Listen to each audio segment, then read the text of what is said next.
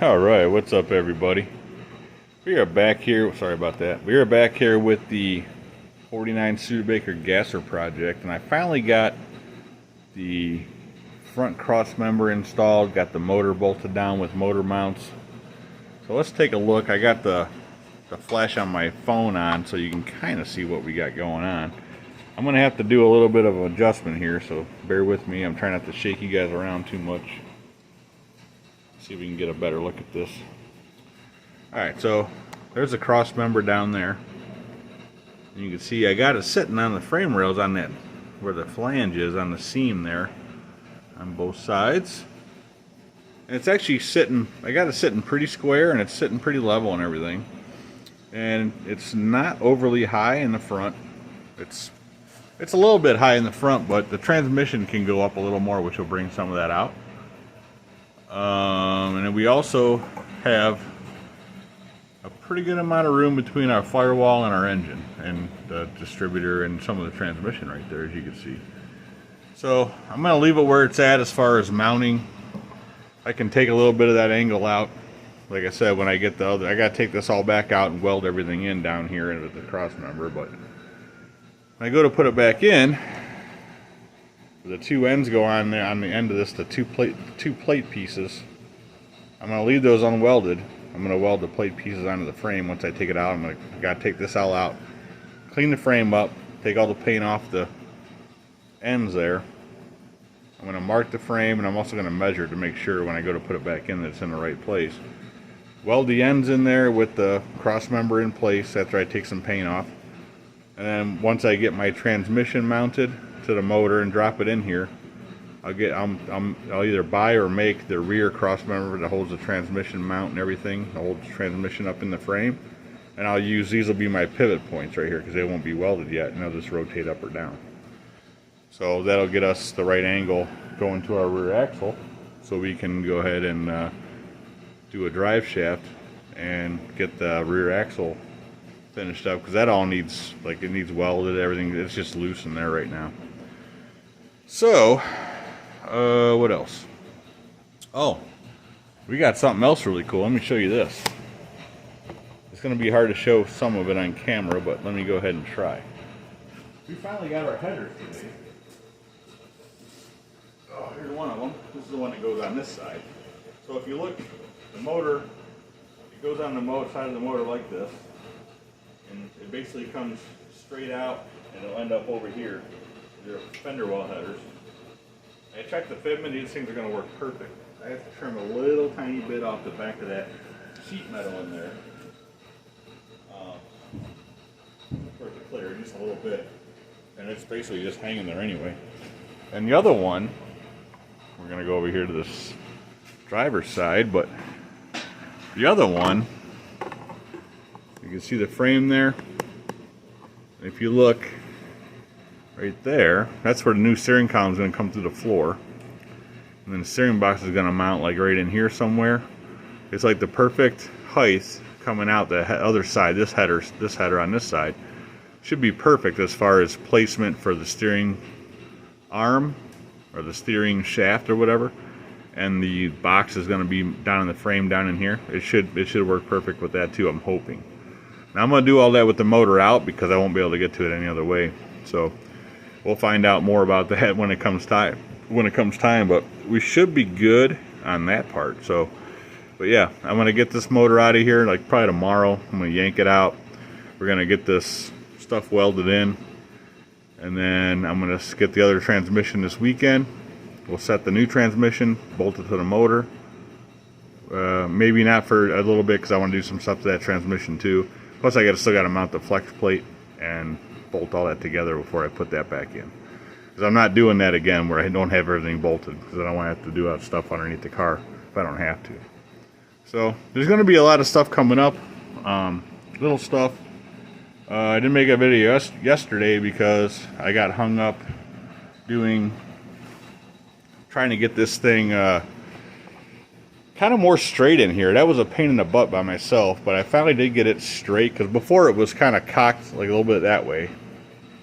I finally got it pretty good, and my original plan was to take, I actually had two angle iron, 4x4 angle iron clamped to the frame, going past the bottom there, thinking I was gonna have to lower this thing like below that seam.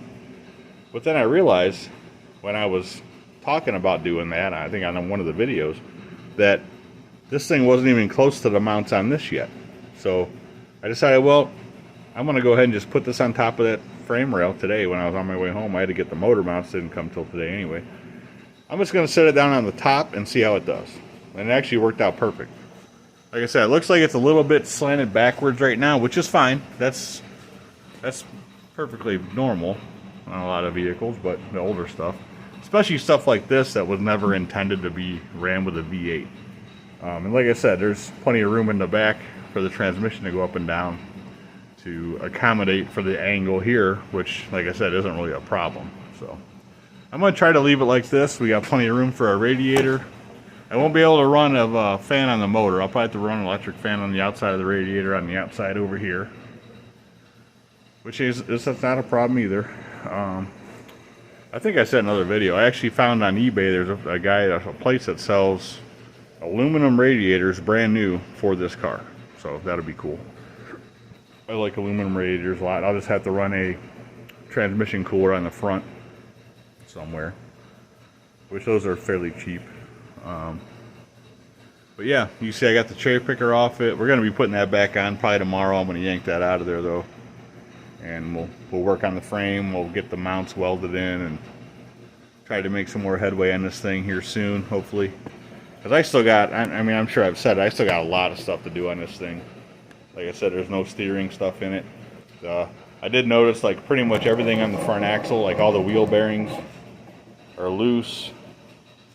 A lot of the welds on the front, like the front leaf springs there, are just kind of tacked in place. They're not welded all the way. There's a lot of other little things that need done in the front end. Once I get the motor and trans back in, I'm going to have to end up taking and I'm going to have to make a drive shaft. I found drive shaft kits you could buy that fit this motor or for this transmission I'm going to use, and the rear end. I got to get the special yoke for the rear end, and the rear end's going to need work too. It's basically just kind of sitting in there, not tight. I mean, none of the U-bolts are tight. Actually, if you roll this car back and forth, the rear end just rotates like this because nothing's welded, nothing's bolted down. So that's going to be an issue. Not an issue, but a project. And then of course, you know, the trunk floor in this car is actually, somebody cut it out. There's still some pieces there, and I'm going to need that to even get it running, because I'm going to put a fuel cell back there with probably an electric fuel pump, and I'm probably going to put the battery back there too, because I don't think there'll be any room up front here for a battery. So that's going to be a little bit of work. I have a lot of stuff to do that though. That's going to be fairly easy. It's like a one-day job probably. And then I'm just going to work my way from front to back. And then once I get the trunk stuff done, once I get to the trunk part, then I'll work on the interior and getting the wiring done. I still got to do brakes too. I don't even have any brake system on this thing. If you look on the firewall right here, normally I think this car originally had the brake master cylinder was under the floor. It was on the frame under the floor, right below where the driver's seat is. But of course all that stuff's gone. So what I'm going to do, actually I was talking to my son, he goes to a lot of junkyards getting parts and stuff, and he's going to try to, we're going to try to get a more modern style master cylinder with the brake booster mounted right to the firewall right in here somewhere with a pedal and everything, so I could just run brake lines off of that. So it probably won't be too bad doing that. So you just got to drill a couple holes and you got to bolt it together. So hopefully we could do that, and that won't be too much of a big deal. Running the brake lines ain't that big of a deal. It's just making sure you got all the right stuff, I guess, mostly is what I was trying to get at, what the hardest part is. So anyways, you guys let me know what you think. Finally got our motor in there. We got our headers finally. Those are supposed to be here yesterday and they didn't show up. They guess they got delayed somehow. So anyways, guys, that's a quick little update. Finally got the motor in there. It's straight. Everything's good to go. I just got to take it back out and weld everything up. So anyways, guys, give me a thumbs up if you haven't done that yet. If you haven't subscribed yet, do it and just hit the subscribe button. And we'll be doing another video probably tomorrow or next day on what else I'm going to do to this thing as far as the motor goes. Like I said, got a bunch of welding and cleaning up to do. So we'll be doing a lot more stuff. So thanks for watching, everybody. Give me a thumbs up, like I said, and we'll see you on the next video.